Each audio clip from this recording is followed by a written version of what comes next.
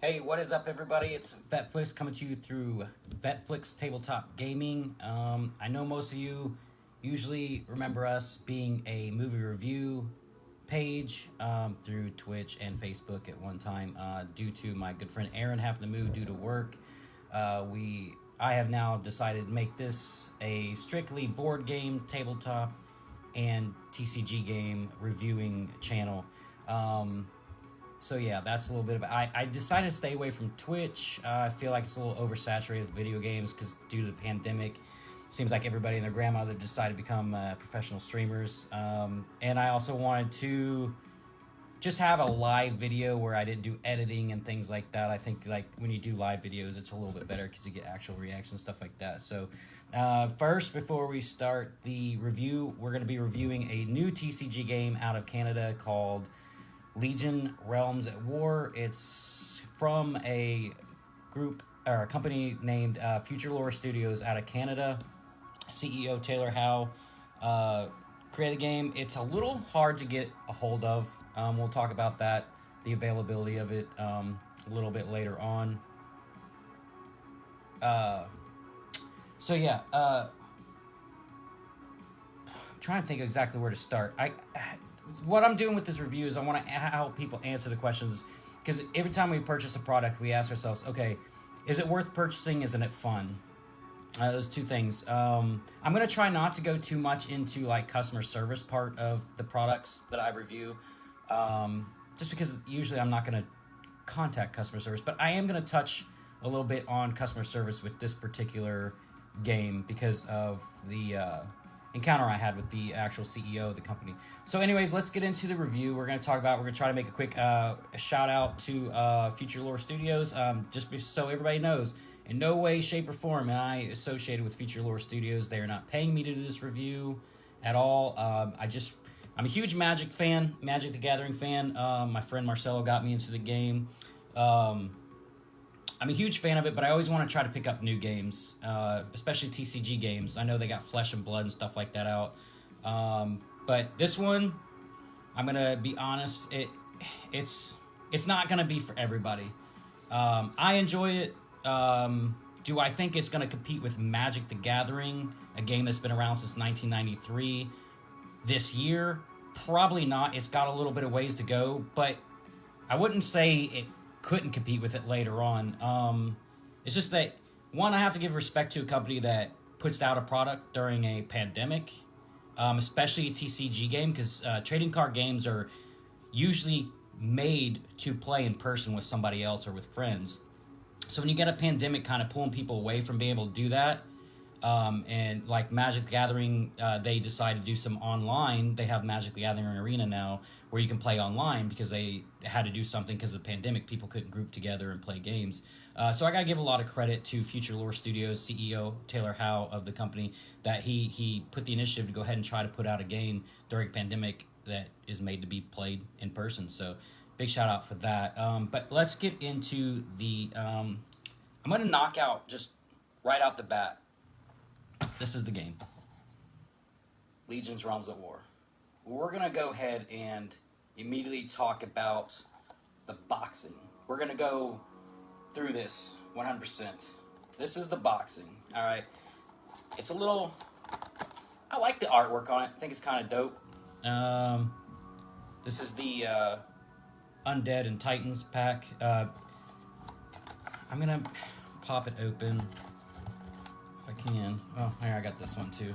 This is the Angels and Demons. So these packs come at $23 US dollars. I don't know what that translates to in Canada. I have no idea. But you get 2-player battle decks for $23. And what this allows you to do is you get a deck and your friend can get a deck and you can immediately start playing the game. Now, it's not going to have like these super rare cards like Renown Rare, Exalted Rare, and stuff like that probably in these packs. You might get one because I know it comes with 2 boosters as well inside the box. But the box is a bit, as you can tell, is a bit flimsy. What I really kind of didn't like about the box was you got this. This is where the decks came in at. They sat like this. But as you can see, it's very flimsy.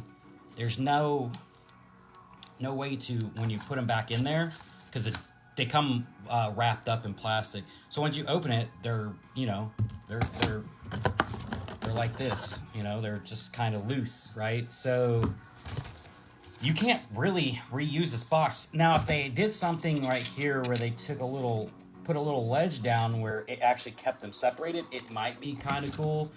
And that was kind of one of my things that I didn't really care about. It was, one, if you're just now getting into trading card games and you don't really have anywhere to store them, unless you go to like a local card shop and buy like a storage box or something, you really don't have anywhere to place them because they're not going to go back in this deck. In this case, if they are, they're going to get all shuffled around. If you don't have, sleeve covers like this, the edges are going to be damaged, and the integrity card is going to kind of suck. So that's what that boxing for the dual pack decks. Then you have the actual booster set box right here, which I have to give a shout out to my friend Marcelo. I think he's watching right now. He actually purchased this for me so I could do a little bit of opening booster packs, see what we get out of them. So, yeah, we'll talk about that too. But I want to try to stay on track. So that's the thing with live videos is I sometimes will go off on a little bit of a fucking rant, and I got notes to try to keep me on track. So boxing and packaging, not too big of a fan on, especially if like you're going into as a new TCG player. But it's not like you can't go down to the local card shop and buy like a box. They're not that expensive, like $4 or $5. You can get a small little box that holds a deck of cards. So let's talk about the artwork and the integrity of the card. So you have, for instance, this is my Demon Warlord for the Demon deck. I'm gonna be very honest. Sorry, I'm shaking like a crazy person, but this is the Demon. I love the artwork. I'm not gonna lie. I know that it's not for everybody because, like, people who are like playing Magic, you get a little bit of realism in your cards, and I'm not sure what some of these are first edition cards, so they got some pretty. I like the artwork. Some people don't like that cartoony artwork. This is one of the Warriors. But I actually kind of like it. Not all of them are like that. Like, you got this one. It's not as cartoony as the one I just showed. I do like the artwork a lot. That's kind of what hit me up. I love how the fact that, like, the whole card is taken up. Like, I was looking at some stuff on Flesh and Blood, and I'm not sure if I'm going to... I know I'm going to review it at some point and probably try to give it a chance and play it.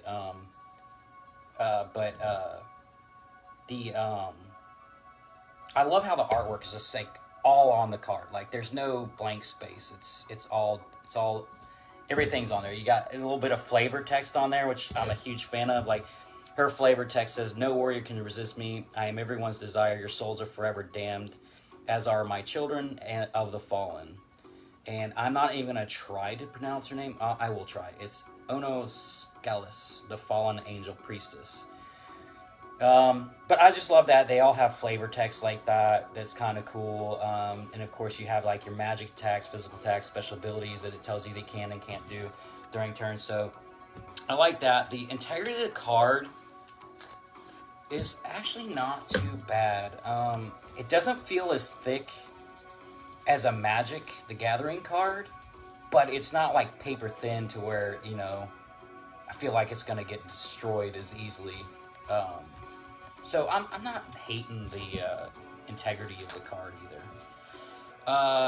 So let's talk real quick about availability of the cards, because it is based out of Canada. There are only, let me look here, there are only 5 places in the United States right now that you can purchase this game.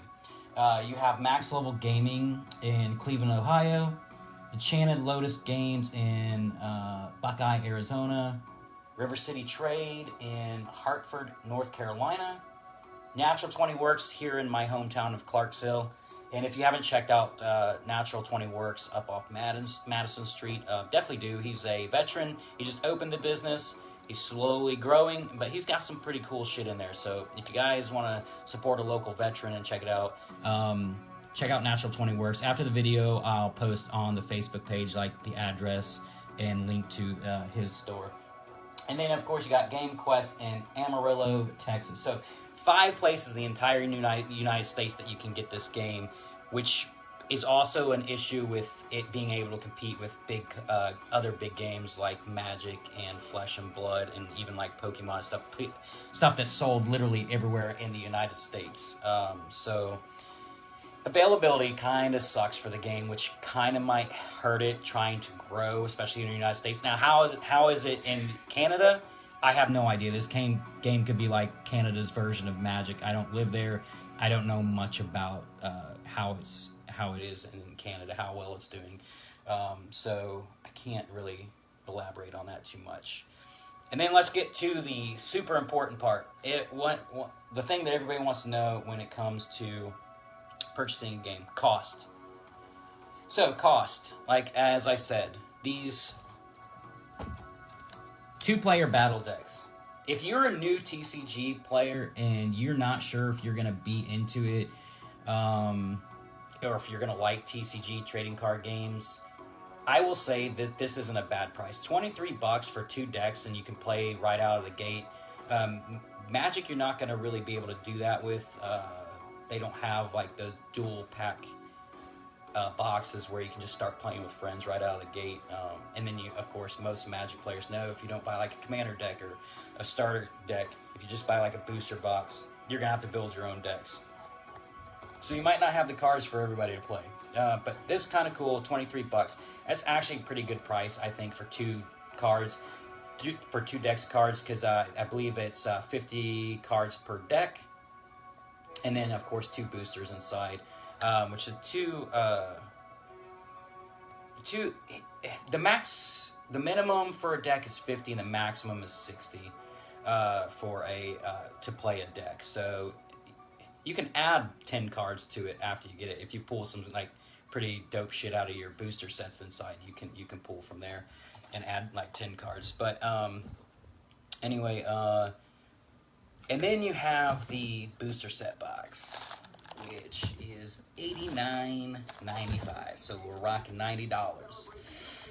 So this price, I'm not a big fan of. I'm going to tell you guys why. So inside this deck inside this booster box, we have 10 cards per pack, 24 packs per box. So we're rocking about 240 cards in this booster set for $90. Now with Flesh and Blood, it comes with 24 packs, 15 cards. So about 300 and something cards. And their booster set is only $70 to $80, depending on where you buy it, at a card shop or online on Amazon or whatever.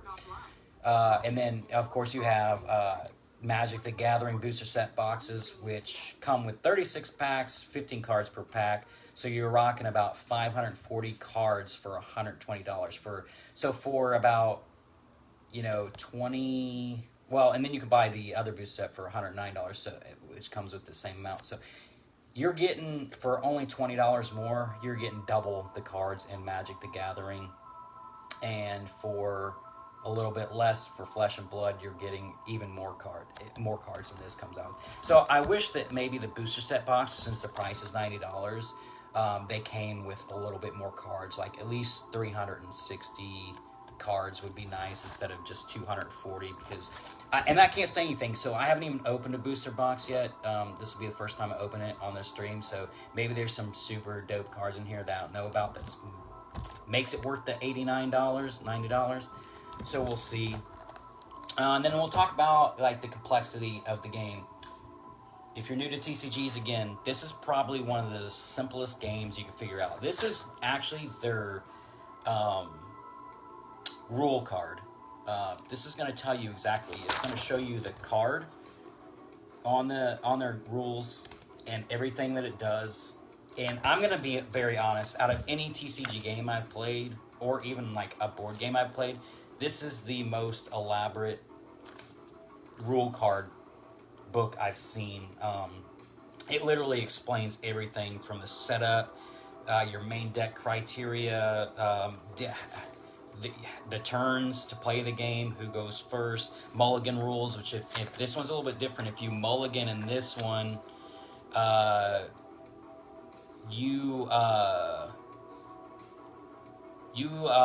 is it? I think if you mulligan, your opponent gets to draw an extra card, which in Magic the Gathering, everybody knows if you mulligan, you lose a card. So it kind of gives, when you mulligan, you got to really use your mulligans smart, because it allows your opponent to have an upper hand because they'll have an extra card. So a basic rundown of the game. You have your commander, and you see it says DCM 75. That's damage counter max. So a little bit different than like Magic, I said. I hate comparing it to Magic because like Magic's just, it's been around for so long that it's hard to compete with Magic. But anyways, let me see here. I don't know if I'm doing stuff right on this stream. Damage counter max. So in Magic Gathering, you start, if you're playing Standard, you start at 20. If you're playing Commander, you start at 40 health points. In this game, you start at 0. You don't want to go up in health. So the higher the number, the worse off you are. And once you hit 75 health, you lose.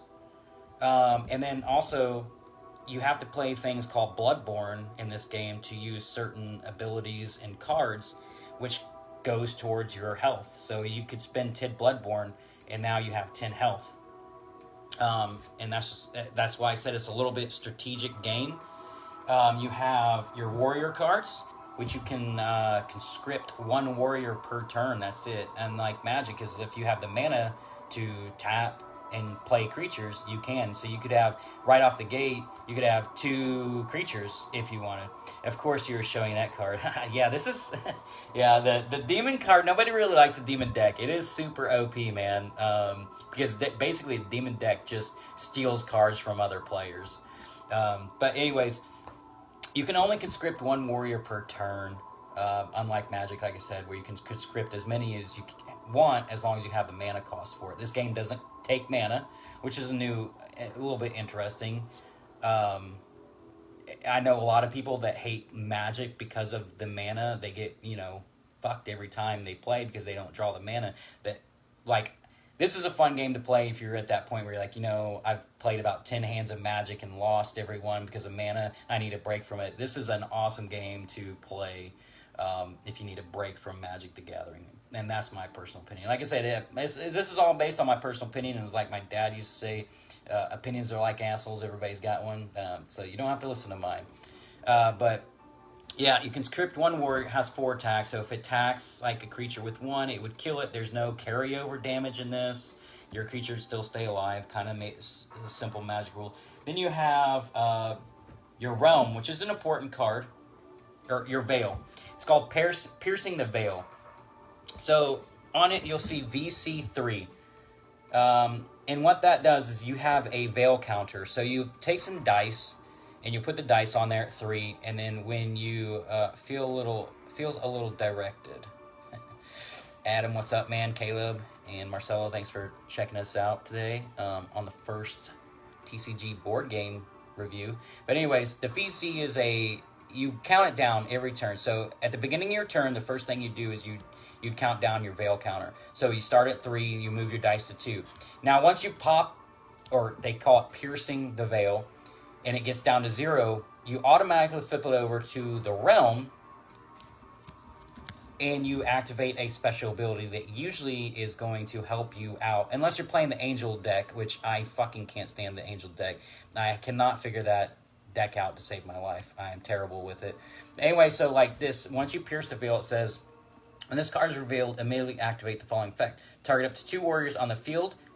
Take control of the targeted warriors. The targeted warriors become demons in addition to their other legions. So that means if the opponent has 2 warriors on their side of the field, once this Veil is pierced, you take control of those 2 characters, those 2 warriors.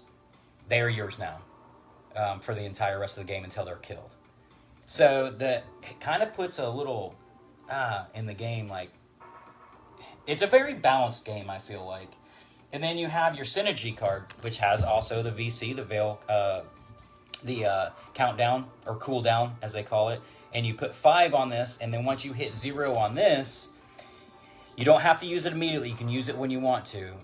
It targets up to 2 warriors on the field with a current attack of 3 or less. Take control of target warriors. They become demons in addition to the other legions. So again, boom. You stole 2 more creatures once this Synergy's popped. And then you have fortified cards. So for you like Pokemon players or whatever it is, the fortified is a trap card. It can only be played on the opponent's turn. And they will go face down.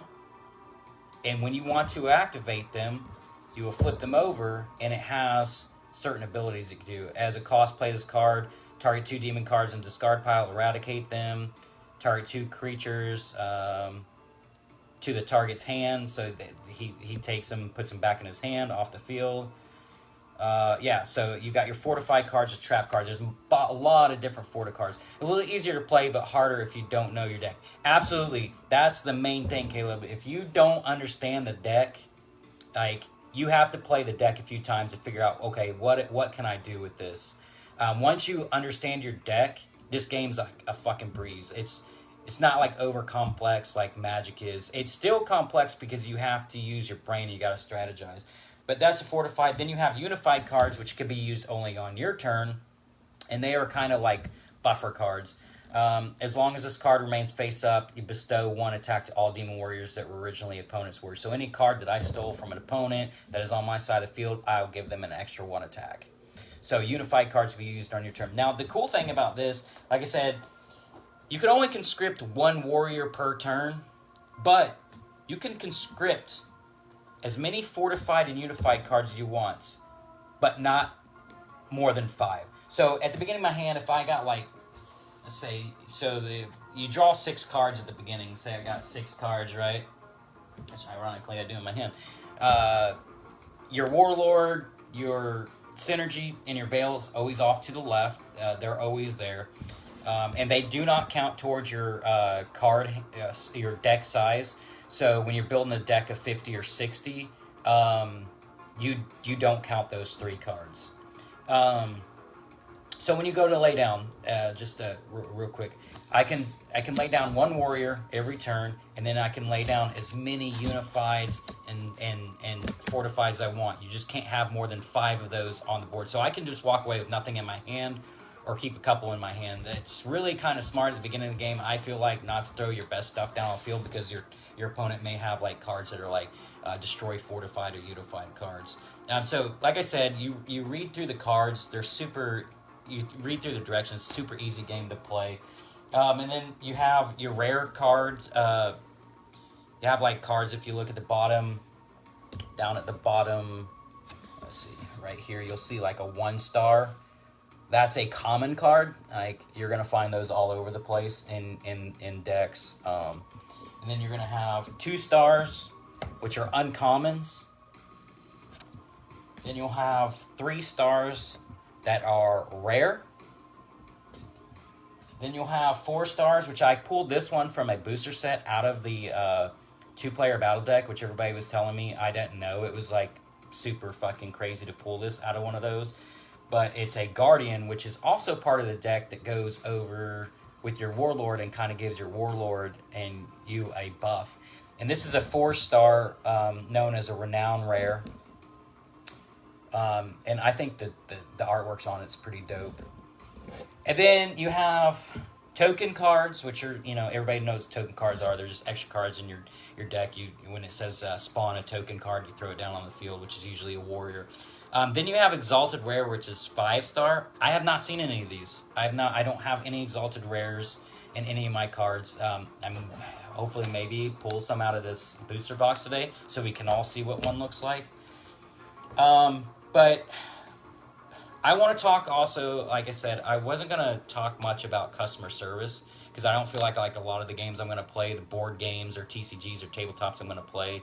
Like, I want to review some Dungeons & Dragons, a new board game called Werewolf, a few other things. I'm not ever going to probably call customer service to those.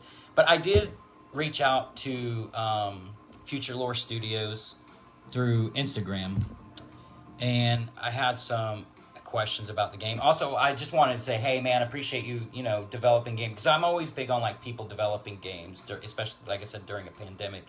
It was pretty cool they put it out. So I just want to say, hey, appreciate the new card game and this and that. And then I immediately got a message back, and I just thought maybe, okay. It was about like 5 minutes later, I got a message back, and I was assuming it was just like one of those automated messages when you send it. They're like, hey, thanks for playing Legion's Realms at War. We appreciate your business. So I wasn't really, I was like, okay, whatever. So then I sent another message back, said, hey, I have a few questions about like the Angel deck. They have things called Holy Counters. Wasn't sure how they work. And I was surprised that I got an immediate message back, and I could tell it wasn't from like an automated message, that it was more personable, because they thanked me for reaching out to them and telling them thanks for creating the game. And then come to find out, it was actually the CEO of the company, Taylor Howe, who actually ended up also liking my the Vetflicks and Chills Tabletop Gaming page, and is a follower of our page. And I was like, wow, man, it's not very often that you reach out to customer service, and not only most time you can't get a response back from customer service, but when you actually get a response back from the actual CEO of the company, to me that's pretty impressive, and that was worth acknowledging in this, because you could tell that they really want people to purchase this game, that they want this to be a successful game, that it's not, that hopefully it's not just going to be a fad that's going to be gone in like a year, because this game does have a lot of potential. There's just things it's missing, man. Like new TCGs that come out, there's just things missing. When I play cards, TCG games or board games or whatever, I have friends over. Like, there's anywhere from 3 to 8 of us. Having a game that is only developed for 2 people to play, 1 versus 1, it kind of leaves it open that, okay, well, I want to be able to like team up with my friend and do some domination on 2 other people, like we do in Magic when we do groups of Magic. I feel like it's missing that. I wish, and I'm not saying they won't. I imagine they probably will down the future develop a group way of playing where it's 2 versus 2, or 1 versus 1 versus 1, whatever. But as of right now, it's just 1 versus 1. We tried playing it where it was me, my buddy Caleb, and my son Sammy. We tried playing it that way, but you could tell it was very unbalanced. Not like bad overbalanced, like we weren't losing badly. And that's what I have to say about this game. Like, it's not going to be like Magic when I play against Marcelo's infamous rat deck, where when I start the game off, he throws down a rat token and it fucking just spawns out 50 more. And so I'm sitting in the beginning of the game and I said, okay, well, I know that the rest of this game I'm fucked. I can't do anything. I just got to sit here and watch myself lose. And then I end up losing, 20-0. Because this rat deck's super fucking OP'd. And I don't have anything to battle against it. With Legions, it's a little bit different. It's actually very well balanced, that when you actually end up finishing the game, the damage counter max for each person's actually pretty close. I've only had one game where I got super fucking dominated, and it was against my son Sammy, where he beat me like damage counter max of like 80-5. Like, he just dominated me. But he had a deck that allowed him to pull from his graveyard stuff, and I hate decks like that. Even in Magic, I don't play decks like that. So yeah, they do have their first expansion box coming out, which I'm a little interested to see what they do. It comes out in March. It's called Bountiful Harvest. See what kind of cards come in that. I'll probably buy just a couple single boosters, and see how those are. Then that's the other thing, like, this is a TCG game. This is a trading card game. This is a collecting game. Like Magic, I've collected so many Magic cards and stuff like that. The problem with this game, right, is that because it's new, there's no value to their cards yet. So I can't be like, okay, I got this Warlord and she's worth like $80. And that's kind of one of the things that keeps people interested in wanting to do TCG games, collecting cards, is, you open that booster set box of Magic and you pull out that fucking Olivia Crimson Bride, and, she's worth like $14-$50. And you're like, okay, that was super fucking cool. Or you pull out like a fucking land card like I did that was worth $100 fucking dollars. that makes it more exciting to where you want to go and you want to purchase those decks and you want to, you want to open them to see if you pull that card. And then also, like, I took that $100 land card that I knew I was never going to use. I went and traded it in, and I got a booster set box for trading it in. They gave me, and unfortunately with this, the cards on this game, there's no trade value in them yet, which kind of makes it like, do I really want to collect the cards right now? For me personally, I'm going to keep collecting them just because who knows, it might blow up here in the States and be like this super awesome game that does compete with Magic, which I hope it does. I don't wish any company ill will that tries to put out content for people to play, especially TCG games. It's hard to find good ones. I don't play Pokemon. I don't play Yu-Gi-Oh! I think Yu-Gi-Oh! Is a little bit toxic, and Pokemon's just, I'm too old for Pokemon. It was not my time. So I wish there was a little bit more like wanting to collect these cards, but like I said, when you open a box and there's no value to the cards, you might just trade with a friend for no, whatever. I don't want this card. You can have this one. Okay, well, you can have this one. I don't want this. That's kind of cool. But like I said, when you open those, when I open Magic cards, I'm opening them. I'm instantly scanning them on my phone, see what the price is, see if I got that one, which I've gotten several that are worth tons of money that I hold on to, But if I wanted to go buy a new booster set and I was a little strapped for cash, I could take that card in, trade it in, and boom, get a deck, get a box.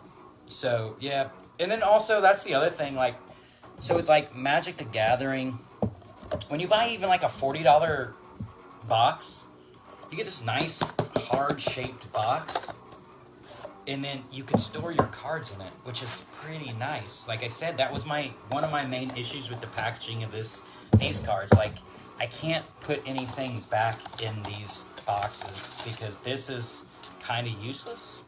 It doesn't have anything. It just sits in there, and then the cards slide around and get mixed up. Maybe down the line in the future, since they have their booster set boxes, they'll have maybe $30 boxes or $40 boxes that are a little more hard shaped like this. Like I said, if you're new at TCG games and you don't have anywhere to store these, something like this is really nice. I remember when I played Magic for the first time, I went and bought me a $41 box. And it was this hard box, and it holds about 500 cards. It was nice to have because I actually had a place to store my cards instead of just sitting on a table, getting thrown around or whatever, get damaged. So I hope in the future maybe their boxing gets a little bit better. But like I said, I'm looking at it as a reviewer's and a player's standpoint. I'm not looking at on the business end where they're a new company. They don't want to shell a ton of money into the boxing if it's not going to be as popular as they want it to be. Even if I was running a business, I'm going to go with something like this too. It's probably cheaper than these hard shell boxes are, and I get it. But I'm not looking at it as a business standpoint. I'm looking at it as a reviewer and a player, and that's why I say I'm here to see if it's worth purchasing and if it's fun to play. And I will be honest, I have had a ton of fun playing this. If you're just wanting to buy the two-player battle decks, $23 for 2 decks, playing right out of the gate is actually pretty good price in my opinion. The booster set, like I said, is a little bit more expensive if I want it to be. If there were more cards in it, I would be willing to pay the $90 every time they drop a new expansion to the game.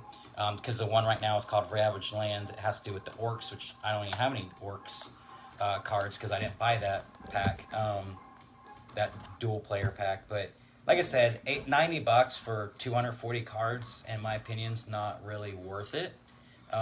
Maybe down the line, when the company's a little bit more known and you can actually purchase these in the States a lot easier, maybe they'll add more cards. Because like I said, Magic the Gathering is so, it's been around since 1993, so them selling a booster set box at $109 and get 540 cards, that's nothing for them. This is a new company, so, yeah, but like I said, I'm not looking at it in the company's point of view. I'm looking at my point of view.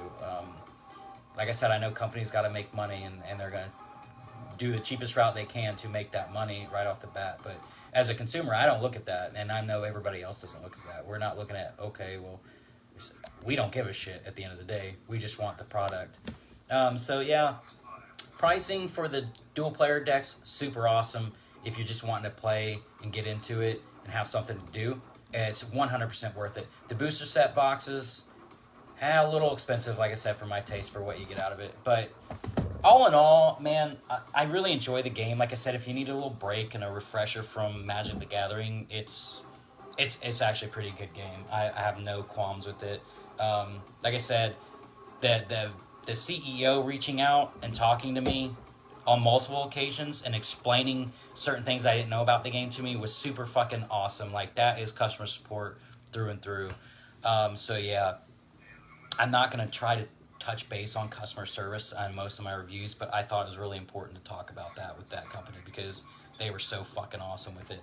But like I said, I'm not here. Like I said, I'm not getting paid to review this. I'm not an advocate for Future Lore Studios or for Taylor Howe, the CEO. I'm not an advocate. I'm not getting paid to. This is my opinion and my opinion only. And I'm not here to make Future Lore Studios super happy with my reviews. It is what it is. It's just me as a consumer. I'm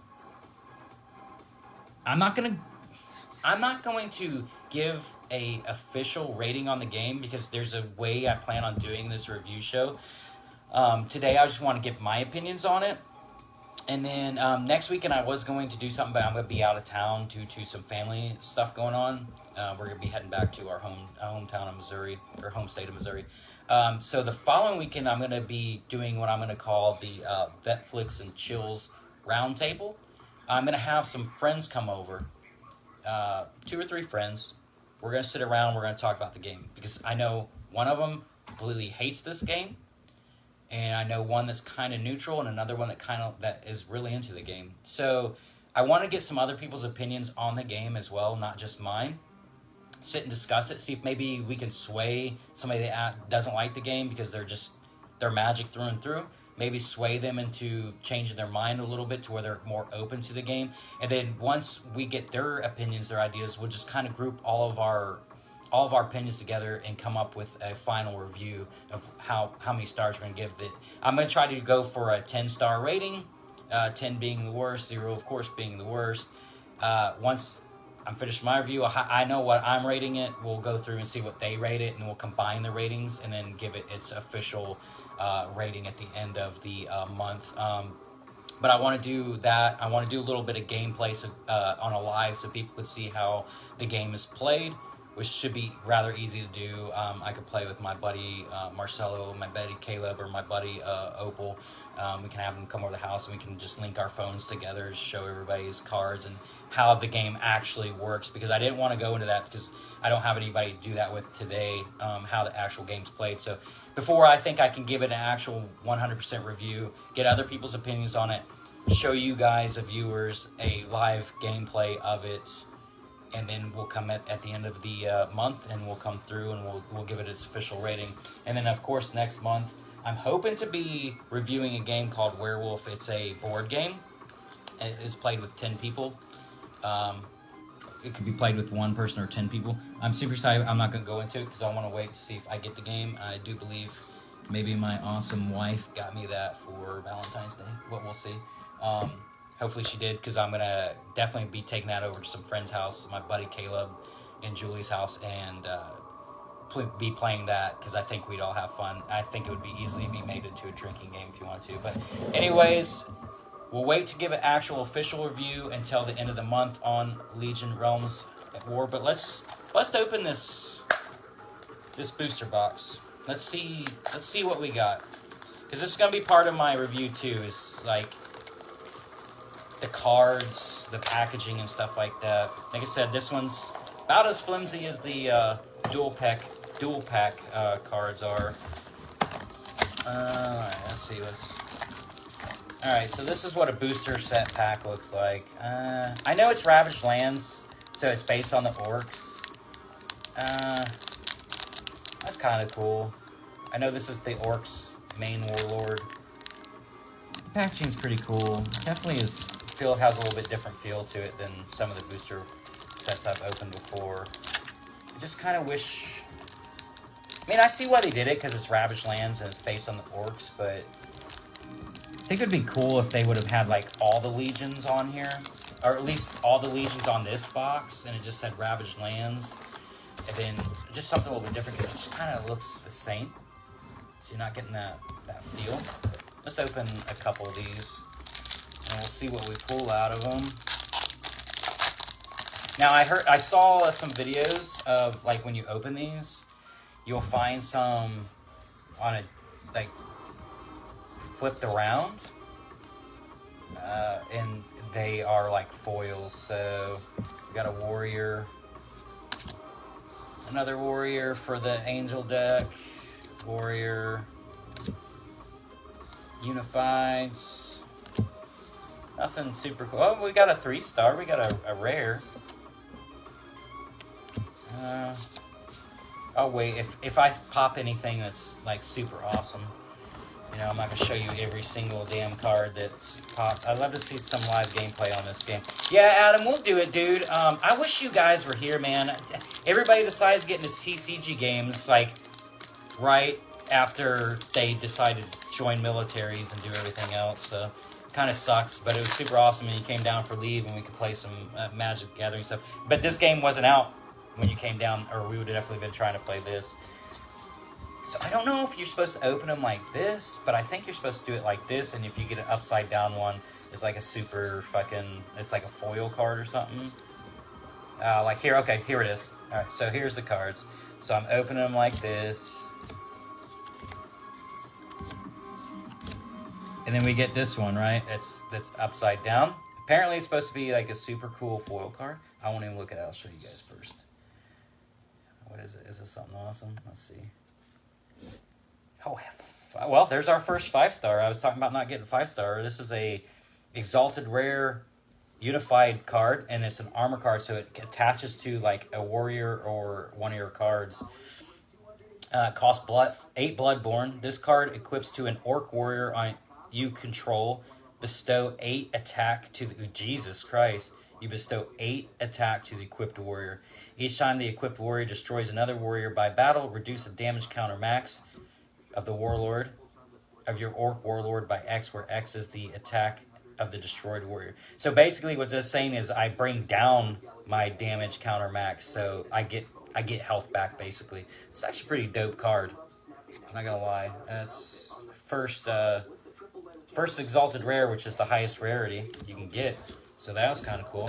Unfortunately, I don't have an orc deck to to use it with. It's the one deck I'm missing is the Orc and Heroes. I got that Exalted Rare for Orcs, and I got a Guardian for the Heroes deck that I don't even have. So that kind of sucks. So open them. See.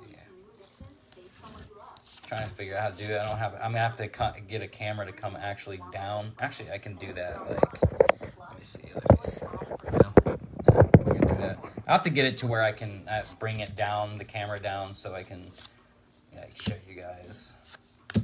I'll do it like this for now.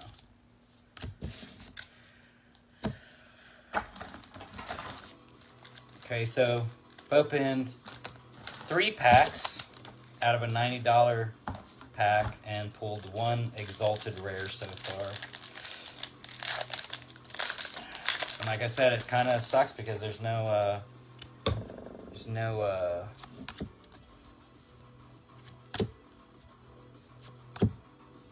trade value in these yet, which hopefully there is in the future. So 3 packs, we've got 1 Exalted Rare, 1 foil Exalted Rare. Get some 3 stars, some rare cards, so that's not bad. I'm gonna have to go through these a little bit more, and then of course, once I go through them a little bit more, I'll put them up on the Facebook page and show people like some of the dope cards I got. So I know I'm kind of going through it fast because I don't want to waste people's time. I want to do like a quick little video on this.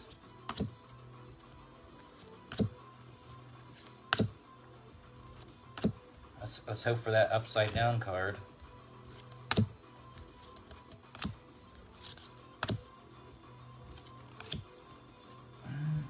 like I said, man, the artwork's pretty dope. Like, I love this, the artwork. That one's pretty dope, and then I'm really digging this one. Oh yeah, that was part of the deal with Marcelo, since he purchased this booster pack for this live. Any undead cards, like this, any undead cards, because they have the emblem for undead. Any undead cards I get, I have to give to him out of this booster set. Lamonte Walker says the cards look cool. Yeah, man, I actually dig the artwork on him because, like I said, like, let me open another pack, and I'll because I know you got here a little bit late, Lamonte. All right, so like, I really dig the artwork because the entire card is done, and you know you got these swoops, these little colored swoops. If you got like a gray at the top, like, or like this one shows a gray, you can use that. No, that was not gray. There's a gray swoop, and you can use those cards in any deck. It doesn't have to be just... So when you build a deck, if you're building like a green deck, you have to have all green cards. But there's cards with like gray swoops on them. So I'm trying to see if I can find one.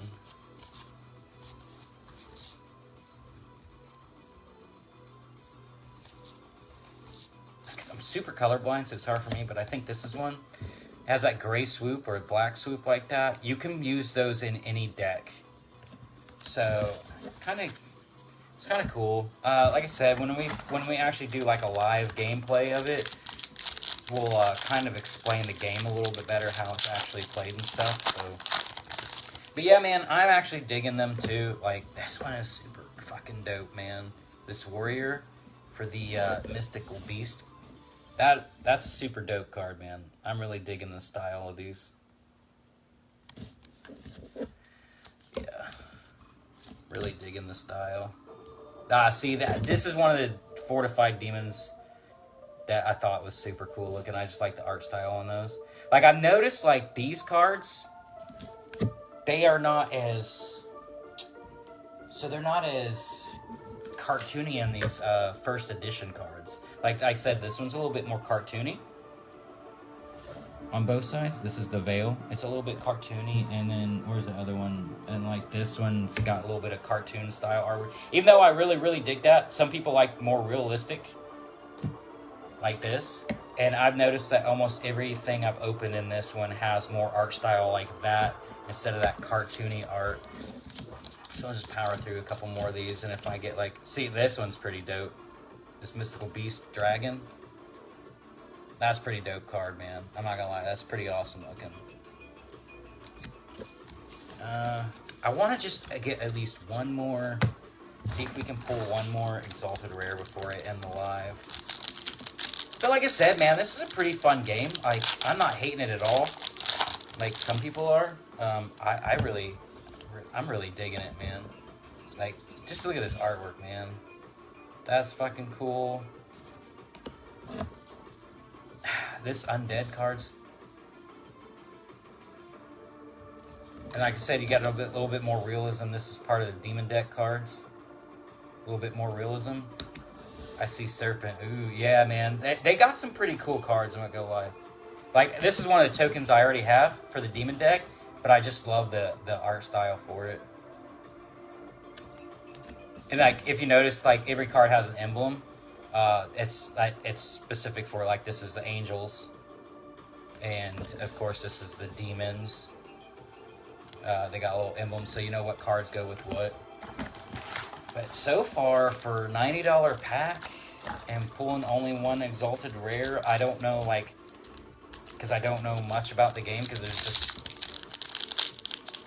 not a lot of stuff on it because it's hard to get here in the States. Super lucky that our local card shop here got it.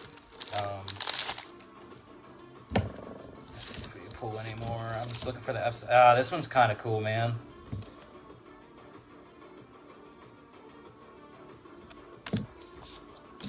Okay, I'm digging this one. I think Marcelo would dig this one too. Unfortunately, it's not an undead card, but I know he would dig this card. That's super fucking cool.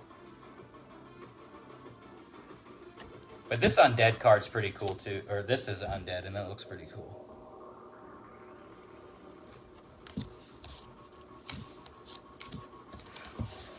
Alright, I don't know. Yeah, I'll go through and make a separate video, and I'll separate all the cards, the 1 stars, the 2 stars, the 3 stars, and then I'll post what we got out of them. I'll do like a quick little video on everything pulled out of them. Oh, wait.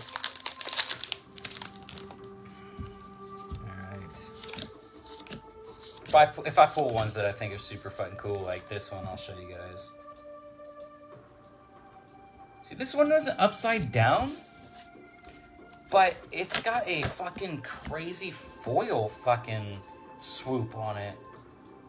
Well, mostly because it's probably a renowned rare, so I guess only exalted rares are upside down. This is a 4-star renowned rare. I'm really digging it. Like, that fucking swoopy foil. Like, that's cool, man.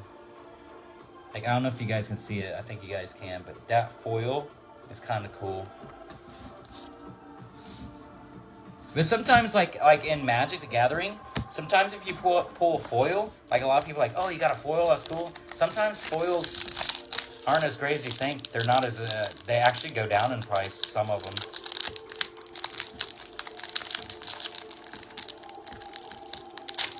I was having trouble opening that one, Jesus Christ.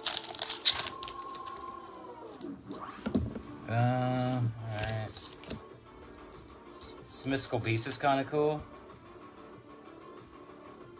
Are you good? See it? That's cool, man. Token. Token's kind of dope. It's an orc token. Alright, I don't know, man. So far we've pulled 1 exalted rare and 1 renowned rare. Or 2 renowned rares. These packages, they're a little rough, man. I'm not gonna lie.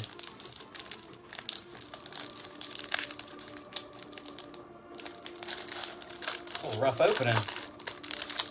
I'm using super glue on these shits. The Nun's cool. That's one of my favorite angel cards is the Nun. She's pretty dope.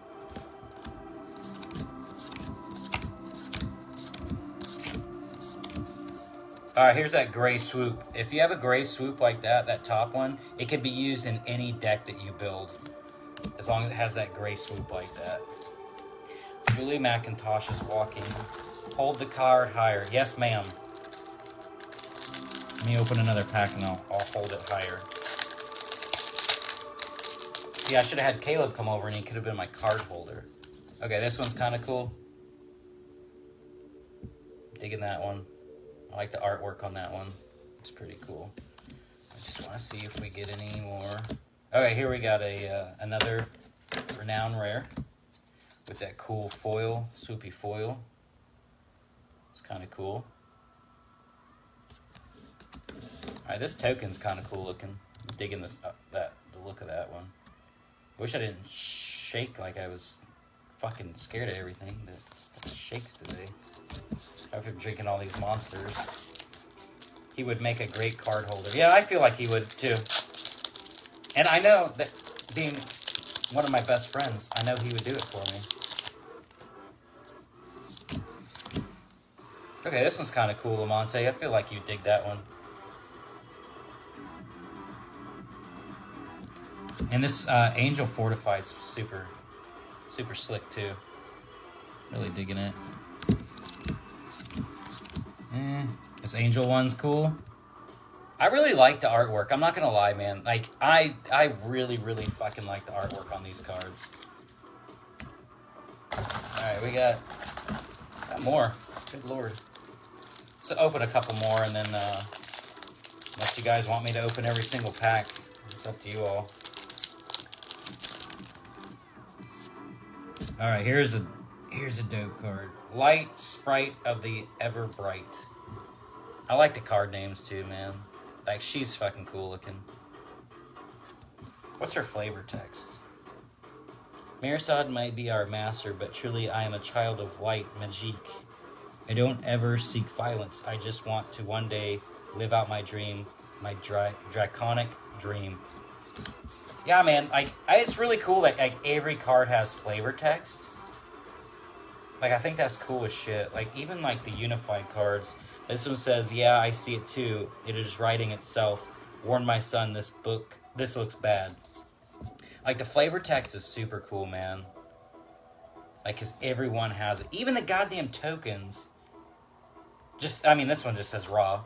Like, it's roaring. But, I mean, it's still cool that they put flavor text on every single card. I think that's cool, man.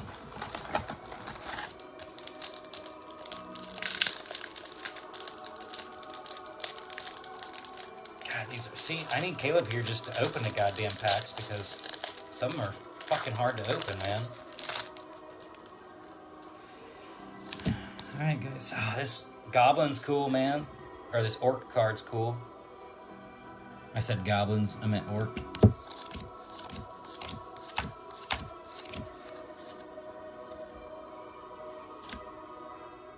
Damn, man. This one's kind of cool. It's got a fucking unicorn flying. I like the colors. Even though I'm fucking colorblind. I still think all the colors are swooping.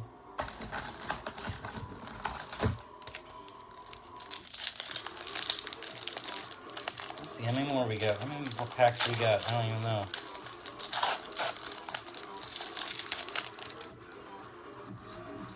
Alright, got another one of the little fairy chicks. Some duplicates in here. Like, we've already looked at this one. I've got like 3 of those. There's quite a bit of duplicates, but I mean, it's not always a bad thing to get duplicates because just sometimes you're trying to build a deck. Let me see how many more packs we got. 1, 2, 3, 4, 5, 6, 7. Might as well just open the rest of them here.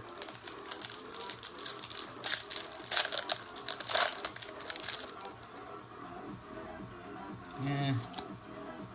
Alright, this one's cool. This warrior's cool.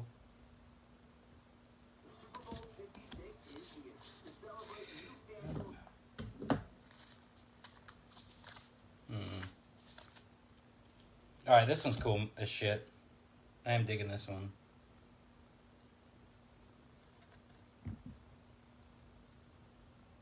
It's a pretty card. Well, my buddy Marcelo that bought me this deck, he's on all the undead cards. There's quite a bit of them in there. This warrior is cool. It kind of looks like a Spartan.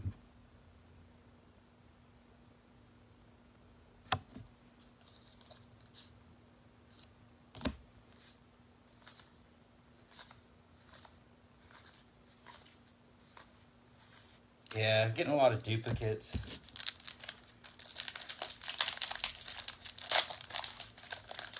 Lots of duplicates.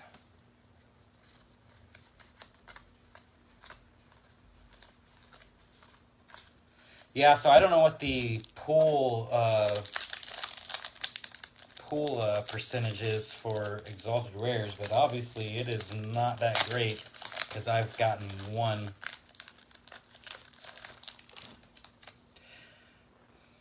Maybe we'll come across another one. I don't know. It ain't looking good, though. There's another one of the dragons.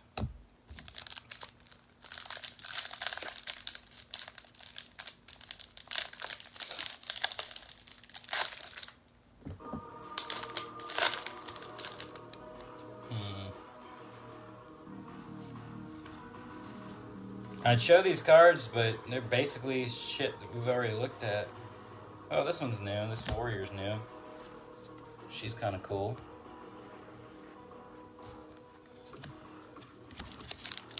All right, down to the last 2.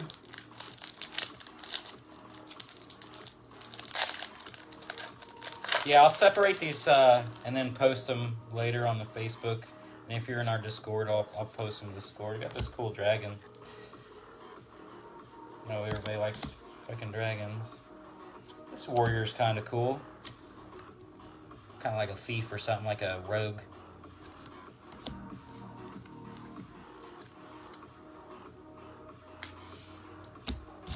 Alright, last pack, guys. Let's see if we can pull out of here.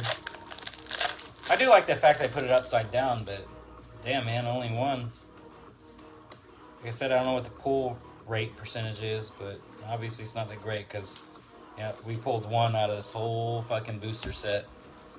This entire booster set, we got 1, and I don't think we got a single Guardian. I have to go through them, but I don't think we got a single Guardian either, so I don't know. The booster set for the price and the amount of cards, a little bit disappointing. Like I said, there's no trade value in these, so giving me an Exalted Rare, like at least guaranteeing me a few out of it, I don't think would be really a big thing, because there's just no, until they actually have some value to them. But other than that, I mean, it was the booster set boxes. Like I said, I'll go through them a little bit later, so a little bit lackluster.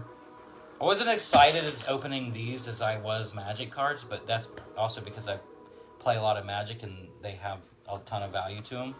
But once maybe these get some value to them, it'll be actually worth opening the booster boxes and going through them. But like I said, it's a new game, so I'm not gonna hate on it too much. I really dig playing it. I have fun playing it. I know my buddy Caleb that's watching right now. He's played it with me, and he wasn't super sold on it, but he got a shitty deck to start off with, like a learning deck, because he tried playing the Angel decks, and it's just with Holy Counter stuff, we were a little confused how they work, but now we kind of know. So when we do the live gameplay of it here in a couple weeks, it won't be next weekend because of course it's Super Bowl and I'll be out of town. So the next week we'll try to do our roundtable discussion and talk about it and stuff, and see what some other people's thoughts on the game were, and maybe a quick gameplay of it. Like I said, it's a super easy game to play, but yeah, I guess that's going to do it. If I had to review this game right now, just myself, I'd definitely give it a 6 out of 10, which I don't think is bad for it being a brand new game. It's only been out for a few months, and it's super, super difficult to get here in the States. And that's one of the things that I'm not so sure about. Like, if I want to continue collecting and stuff, but I think I have enough cards right now to hold me over for a while. I probably wouldn't buy the Bountiful Harvest until I knew that this game was going to be more popularized here in the States, because I don't know how hard it is going to... Because what if my local card shop shuts down, or they just decide not to carry this anymore? I really have no way of getting these, because I don't buy shit online. I just go to local card shops and buy it that way, because that's the thrill of collecting cards and playing TCG games and stuff, is going there, picking up the box that you want, taking it home, opening it, pulling those super cool cards out of it. That's just how I am with TCG games and collecting. But like I said, maybe if it gets a little bit more popularity, it gets a little bit more to where I can actually purchase here in the States, I'll probably get more into collecting it and stuff. I'm not, by no way, shape, or form, going to stop playing, because I do have fun playing. I even play this game on my lunch break at work, with a couple of buddies of mine. So yeah, I definitely would keep playing this. I'm not going to stop playing it because I was a little disappointed in the booster box opening or whatever. But yeah, if I had to give it, like I said, if I had to review it right now, I'd give it a 6 out of 10, which isn't bad. It just has some things to iron out, and then, like I said, we'll see when we do the review with our friends here in a couple weeks is what they say. But other than that, I'm going to end the live. There's no point in continuing with it. I will see you guys in a couple weeks. We'll do the roundtable discussion with a couple of buddies of mine, and we'll talk about the game. We'll try to get my friend Opal over here to get I know that it's 2022 and it shouldn't matter, get a female's opinion on it, because female TCG gamers are kind of hard to find. We introduced this game to her, and she seems to really dig it. So we'll try to get her opinion on it, and we'll get a couple of my other buddies, Marcelo and maybe Caleb, to come over, and maybe even my son Sam to come through, and we'll do like a roundtable discussion where we all kind of talk about it, what we do and don't like about it. You guys already know what I do and don't like about it through this review. But yeah, I give it a 6 out of 10 for my personal review. I have fun playing it. 6 is I'm being super gracious because of the interaction I had with the CEO and the customer service part of it. Like I said, I'm not usually going to put that in my reviews, but that blew me away. So I would usually just give this game completely a 5 out of 10, but I'm going to give it a 6 out of 10 because the CEO of Future Lore Studios actually reached out and had a conversation with me. I thought that was super cool. But yeah, other than that, I'm going to end the live. I thank everybody for showing up, and I'll be back in a couple of weeks with some buddies of mine. We'll do the Vetflicks and Chills roundtable. Until then, I will see everybody later. Have a good day.